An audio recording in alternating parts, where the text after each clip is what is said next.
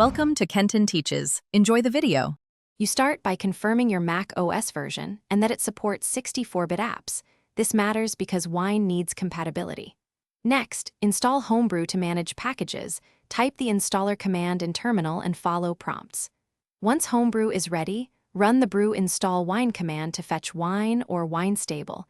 This provides the Windows runtime layer.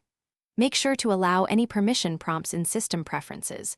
Without those, Wine cannot create the Windows environment to run the exe. You now navigate in Terminal to the folder containing the exe using cd, because Wine runs programs from the current path. Once there, run Wine your program. Exe and watch Terminal for progress and errors.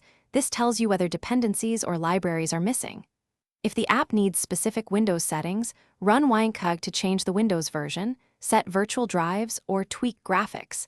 These adjustments often fix crashes. If an installer appears, follow its prompts just as on Windows and install into Wine's Drive C. You finish by creating a small wrapper script or desktop shortcut so you can launch the exe without Terminal. This improves workflow. If the program errors with missing DLLs or components, use Winatrix to install common libraries like vcrun or .NET. This resolves most runtime failures. If things still fail, capture a log by running Wine your program. Exe and Wine. Log and review the file for missing files or permission denials. That log is your key troubleshooting tip and helps you search for targeted fixes. Thanks for watching. Please subscribe if this video was helpful.